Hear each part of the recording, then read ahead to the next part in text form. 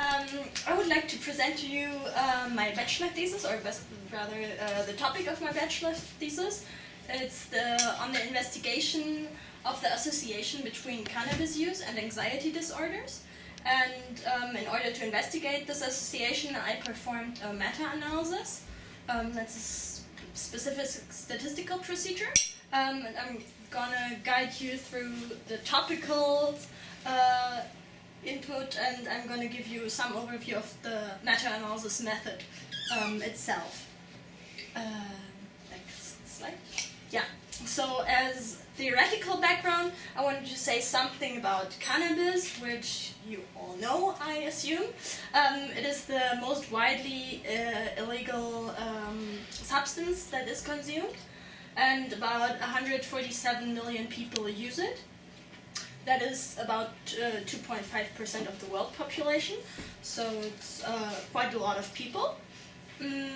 Anxiety disorders, that's the other aspects that I looked at, affects about 10.6% of the world population, but that's really difficult to estimate because some people are reluctant to say they're suffering from them. It's difficult to diagnose, so it's easier to say I use cannabis or I don't use cannabis.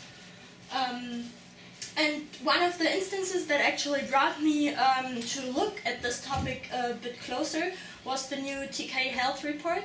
I don't know if you know the Techniker Krankenkasse. It's one of the largest German health insurance companies, and every year they publish a health report. And in the health report for the last year, they had a very nice curve that showed a 70% increase in diagnosed psychological diseases as reasons for people not going to work since 2000. So it is quite a steep increase. And the reasons were not really explained, they don't know, but this is a trend that they observed. And the most frequently diagnosed psychological disorder was depression, and right afterwards there were different kinds of anxiety disorders. And that was pretty much one of the points where I was like, I want to look into this more closely, especially because prior research has already linked cannabis use to psychotic disorders. For example, schizophrenia has been associated with cannabis use. And it's less clear for depression and for anxiety.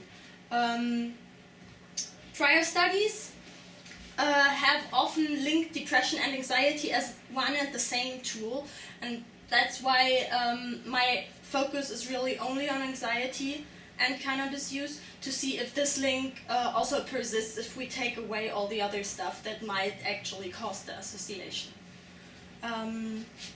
Next slide. Two or three slides on cannabis, and then one thing on anxiety disorders, and then I'm gonna go on with the meta-analysis itself. So some of the effects of cannabis are you feel relaxed, perhaps a feeling of haziness, lightheadedness. You might perceive colors more intensely because the drug makes your pupils widen. Some of the negative effects that have been reported are problems with memory and learning, also distorted perception, loss of coordination, and then physiological increased heart rates, panic attacks, and also feelings of anxiety. And this is pretty much, that's right, next slide. This is pretty much where cannabis works on the brain.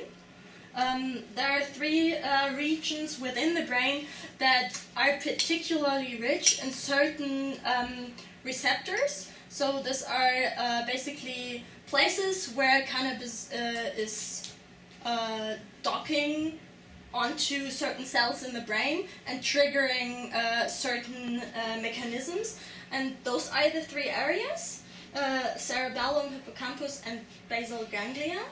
And the names are not that important, but on the next slide I show you what they're important for. The hippocampus is important for short-term memory, and this is where cannabis interferes, and therefore often it comes to some kind of not successful recollection of short-term or recent events when you consumed a lot of cannabis. The cerebellum is important for balance, so that you can coordinate yourself well, which might also be not working as well if you consumed a lot of cannabis. And also the basal ganglia controls unconscious muscle movements, and therefore in general cannabis impairs your motor coordination. Okay. And the second aspect is anxiety disorders. So anxiety disorders is a very vague term. It's an umbrella term for a whole group of mental disorders. And the central thing, that's why they're also called anxiety disorders, is a persistent feeling of worry, anxiety, uneasiness, and it has to persist for a certain period of time so that you can say this is really a disorder. Because per se, anxiety is not a bad thing. It can warn you or alert you to things that are important for you to notice. It only gets problematic if it becomes permanent and, well, not targeted at specific things that you need to notice. Some examples that I picked that are easy to understand are specific phobias, for example. So if people are afraid of spiders, or they're afraid of big heights, or afraid of water, then you say that's a specific phobia because it's a specific object that they're afraid of. One other thing that is pretty much the most prominent anxiety disorder is social phobia, or social anxiety disorder, which is being afraid of perhaps speaking in public, being afraid of talking to people you don't really know, and especially being afraid of negative evaluation, receiving negative feedback. Those people are often very self-conscious and hold back a bit. Panic disorder, which is often linked to a strong increase in heart rate. So everything gets, you start to breathe faster, your heart beats, and you don't often know why exactly what the panic attack triggered, but it is there, and you're just freaking out afraid. Can I have a question? Mm-hmm. Are these diseases or disorders just examples, or are they also related to cannabis consumption? Well, the problem in general... Or it's just, right now it's just the anxiety disorders in general. Well, I looked at anxiety disorders in general. There are very, very few studies that specifically look at, for example, panic disorder and cannabis. There seems to be a link that is stronger than for some other anxiety disorders, and social anxiety also seems to be linked more closely to cannabis use than some of the others. Okay. But my problem was that I didn't have enough studies to conduct the analysis that I wanted to with only one anxiety disorder, so I took the whole pool.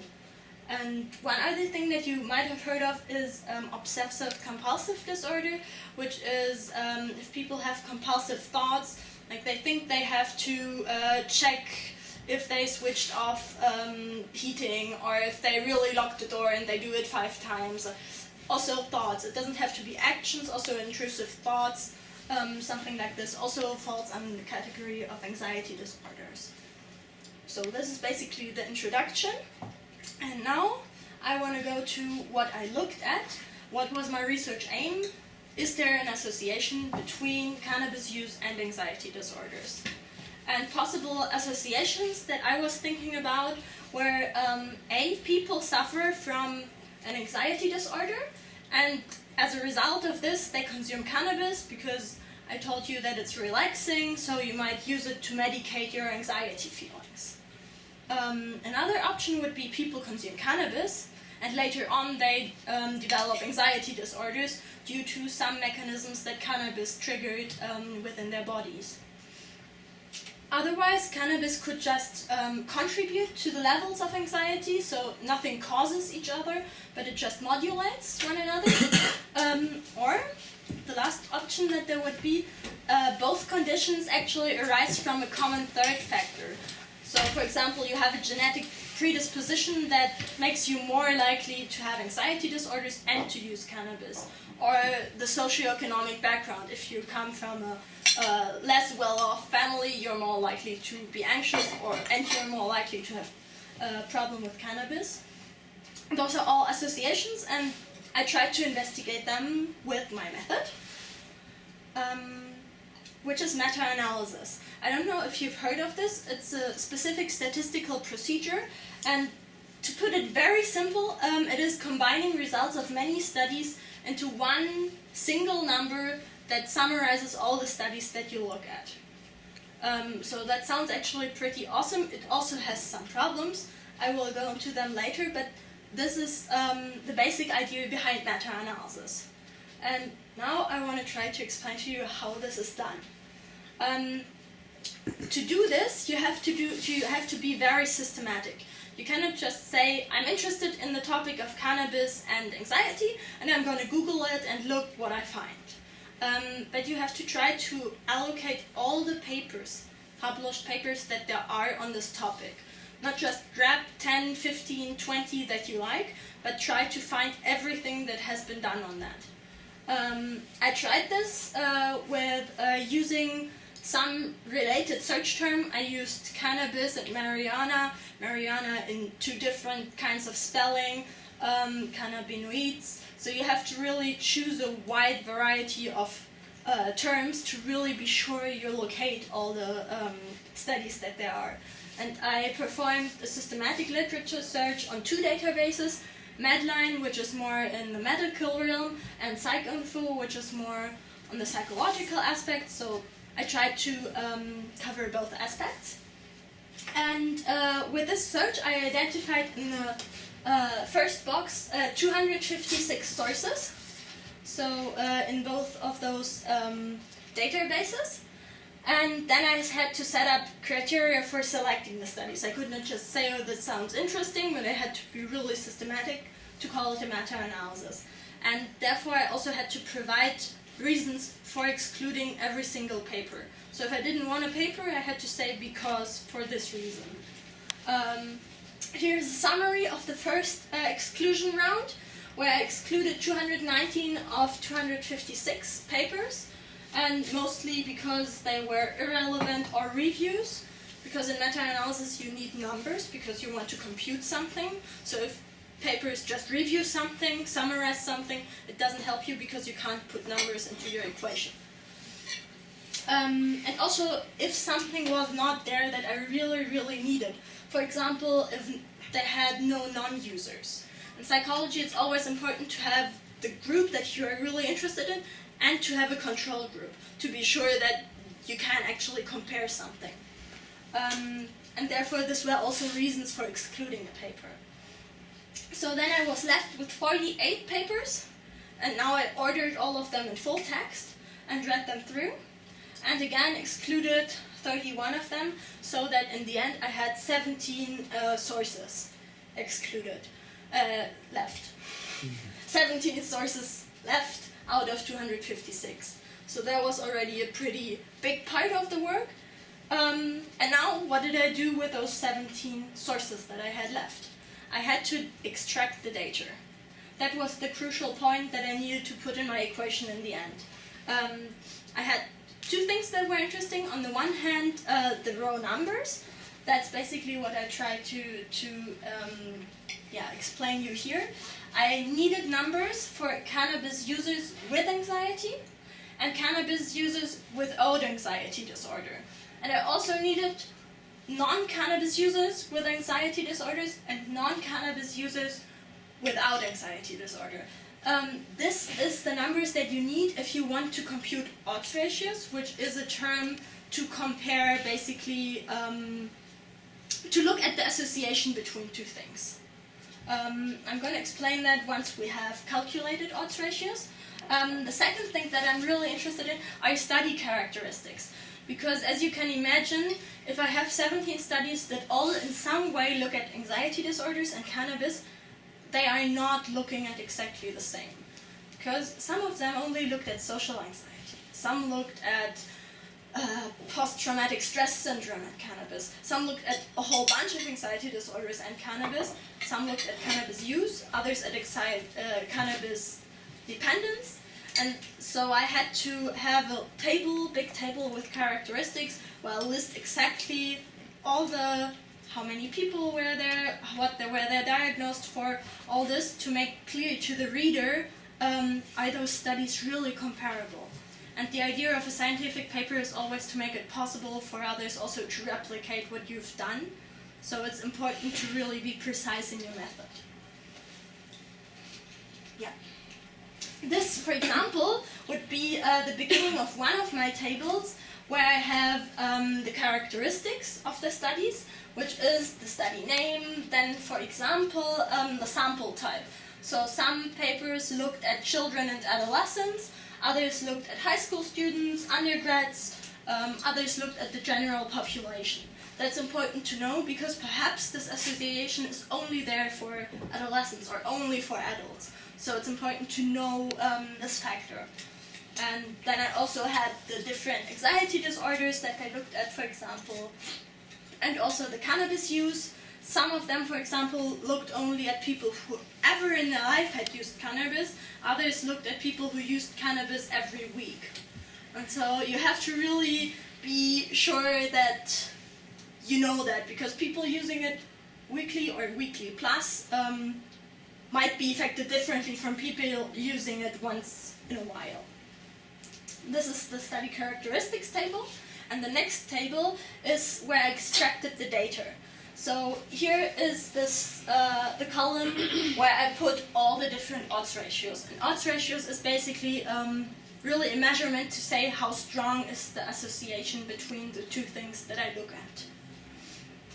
One other thing that is important is, statistically speaking, you can always say you have a strong association between two things, but you can never be sure if it's because those two are related or because there's something underneath both of them that connects them.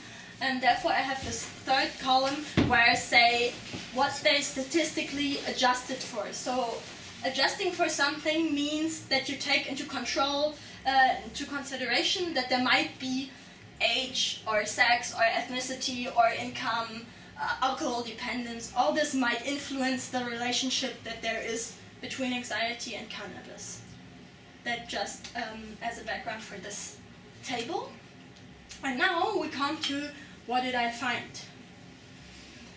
I found, this is basically, you tell me, I presented this to people who took a meta-analysis class. So I don't expect you to tell me what this means. I'm going to explain it to you. So here you basically see all the studies that I included into the analysis. Here are the odds ratios of each individual study. And they are also shown here more vividly. This is the so-called line of no effect. So if a black square is directly on this line, then the specific paper found that there is no effect at all between anxiety and cannabis. If it goes to the left, then people using cannabis are less anxious. If it goes to the right, as most of these studies, then they show that people who use cannabis are more anxious. The very bottom line is basically the line that we're most interested in, because this is summarizing all the study results above. So if you do all the mathematical calculations that you need, then you find that those 17 studies in total found that there is a positive association between anxiety disorders and cannabis use. What do the numbers mean? Like, what is... Okay, so explaining this whole thing means the number, for example, the odds ratio in total is about 1.6. This means that a person who uses cannabis is 1.6 times more likely to have an anxiety disorder than a person who is not using cannabis. 50% more? No, 1.6 is not that strong of an association, but it is something, and it is statistically significant. I don't know if you're familiar with this term, but it basically means that if this line of no effect is not crossed or touched, which is not the case because it's clearly off the line, then there is a it is a difference that is not explained, cannot be explained by chance. So it's not just by accident that there seems to be an effect, but there actually is one. And the size of those squares differs. This one, for example, is very small. This one is very large. And this indicates how strongly this study influenced the overall mean effect size. So studies can have a small weight, for example, if they have very few participants, because if you have in your study you only have 20 people, then it is less valid, or can say less about the general population than if you have several thousand. And also the studies that I selected, the smallest study had about 60 people and the biggest had more than 10,000, which was a really long Australian study. In Australia they use a lot of cannabis. They had really high percentages. And so overall I want to say with this thing is the results are mixed, but there seems to be a trend that shows there is an association between the two things. Now I think I would skip some slides, but let's just go through them. I don't know exactly. Yes, this basically explains what I just explained to you. The overall odds ratio effect size is 1.6, and it has a confidence interval, which basically says that also this it might change. It is not an exact number, this isn't, but it can vary to 95%. It lies between 1.3 and 2.0. So statistically speaking, or correctly speaking, this is the range that is most likely to hold the real association. Yeah, this is what I already said. The next step. Basically, this looks like now the meta-analysis is done, but it's not. Now there follow a whole lot of different tests that you have to do to be sure that what you found is valid, that you can actually really rely on it, and to look at where alternative explanations might lie. So the first thing that is really important is that you look at, can I actually put all these studies together? Are they similar enough to summarize them into one number? You have a test for this, and what is basically important for you is that in my study there was a moderate degree of heterogeneity, that's what we say. Basically about 60% of the variance of the studies can be explained by the real heterogeneity between the studies. So the studies are different, and about 60% of their difference is not due to chance. And this is why now I did a follow-up test to look at where does this heterogeneity come from. Next slide. And now it is important what I told you before with the characteristics. So it's not only important to show everybody, okay, this study used adults and this used children, but it's also important for the statistics, because now that we know the studies are different, we want to see, okay, why are they different? What is it that makes them different? And I identified 3 possible moderators. The first thing that came into my mind was adjustments make a difference. That was what I explained to you before, if you control for certain factors. And my idea was, well, if you don't look at how alcohol dependence, gender, income, how all this might actually influence the relationship, then you find it too high effect size. If you say, this all doesn't interest me, then you don't get the real numbers. One other thing that I thought, it might matter if you include adults. Because it might be that if you consume a lot of cannabis in adolescence, you don't straight away the next day have an anxiety disorder, but it needs for you to grow a bit older, for your brain to grow older, and the anxiety disorder only hits you when you become an adult. And the last thing... Sorry, when I become an adult and consume it, or when I become an adult and get it without even smoking, or without consuming? Both. What I looked at were just the difference if you look at adults also, and not only at adolescents, the number might be higher because the effects might show only in retrospect. And the last thing that I call published after Moore et al., there was another meta-analysis done on this topic and was published in 2007.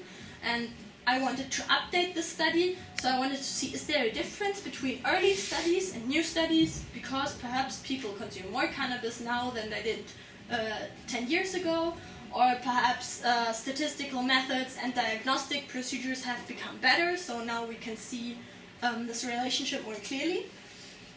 And you can run those analyses, basically dividing all your studies, or always 17, into groups. So I had 9 groups that actually did adjust their results for gender, age, other dependencies, and 8 that didn't. And also 9 that included adults and 8 that didn't. And 11 studies that were published after the one that I wanted to build up on. And this is the part that we need to look at now that is important to see. The golden line of being a real difference in statistics is 0.05. This is what we think about. If it's smaller than 0.05, we're happy, because then this is something that we could eventually publish, because people will believe that there is a difference. And this is applicable for the adjustments group and for the publication after 2007 group. Whether adults were included or not does not really seem to make a difference, but it makes a difference if you adjust your results. And it makes quite a big difference. Here you can see the odds ratios. If you don't adjust your results for factors, then you have an odds ratio of 2, which means they say, if you don't adjust, you are 2.0 times more likely to have an anxiety disorder if you use cannabis. While if you adjust and look at all the other factors that might influence this association, then you only are left with an odds ratio of about 1.2. So it's really important that you're statistically as specific as you can and control for all the other things that might influence your cannabis use. And for the studies that were published after the other one, they found a really stronger effect, 1.8 as compared to 1.2. So it might be people use more cannabis or anxiety disorders become diagnosed more frequently, or we're just better at discovering both of them. But the association seems to be stronger now than it was in the past. Yes. Next. Okay, I could have done that. That's what I just said. Okay, I think that's the last thing that I want to bother you with, but I need to go into limitations of meta-analysis. Because one thing that is important, I assumed in the beginning, I want to find all the studies that there are on my topic. I want to find all the studies ever published on cannabis and anxiety. You need to check if that's really true. That you found a balanced amount of studies, and that you did not only find the ones that show, ooh, there is an effect, but that you also found the ones that show there's actually no effect, or people who use cannabis are actually less anxious. And that's where you do something that is called publication bias analysis, where you check that you included studies from the whole spectrum of studies that there is. And what would have shown you that I missed on significant studies that are important would be black dots in this thing. But since they're all white, it's okay. And I can assume that there is no evidence for publication bias. So probably my search was balanced enough that I can actually draw general conclusions from that. Okay, next slide. Now the summary of the limitations. One thing is the literature search itself. So I looked at anxiety disorders, but sometimes studies don't say anxiety disorder or anxiety, they say mental disorder, psychopathology, use other terms, and I cannot find them with my search. That makes it difficult. And some papers had the same thing with cannabis. They didn't say cannabis, they didn't say marijuana, they said drug use. And then you cannot really know that they are the papers that you need. You would have to go through the whole paper to look for cannabis because they don't have it in abstract or in title. That's the one things that you look at first. Yeah, and that was a problem that I now eliminated. Some studies were not straight available. That's always a problem when you want a paper and it's not there online for you to get. And your uni can't get it quickly enough for you to include it for your BA thesis. And the last thing that is really a problem with a lot of scientific literature at the moment, my search was based and included only papers that were written or at least translated into English. So if there are smaller journals that publish in the original languages of the authors, be it Portuguese, be it Spanish, be it Chinese, my search would not have located them. So I potentially missed out on a lot of studies that also were done in different cultures, which might influence the results also. If I say, okay, I found this association, I cannot say that it's true for the world population. I can say that it might be true for the English-speaking countries or Western world, because most German and French papers actually found some that were translated into English. But that's a huge limitation of meta-analysis in general. And I think one last limitation before the conclusion. With the analysis itself, as I said, the studies themselves varied, so they were not similar enough to say they all looked at the same thing, but rather they generally looked at something that we can try to compare. And that's what I tried to do. One problem was that many of those studies did not report comorbidity, which means that people used other drugs at the same time.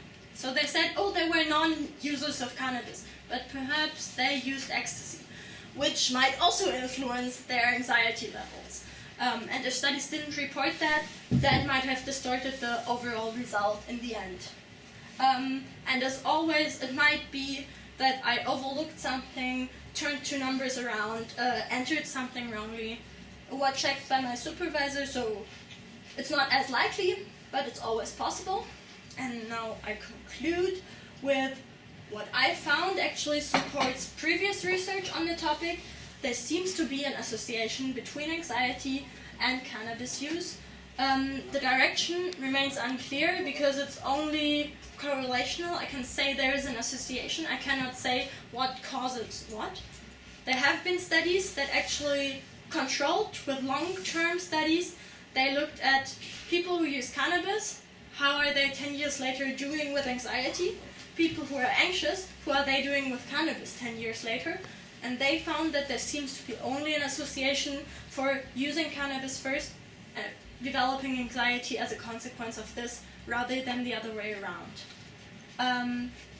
But there would be further studies needed to really pin it down to something that we can say is causal. So one thing causes the other. At the moment we can only say they seem to be linked. And yes, I think this is the end. This is not so important because it's about how to do a meta-analysis. Don't get frustrated. Exactly, that's basically the thing I wanted to tell all the students who do meta-analysis in the future.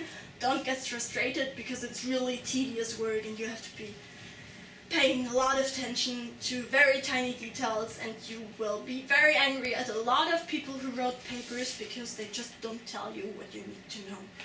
They talk a lot, but they don't give you numbers. Yeah. Thank you very much. And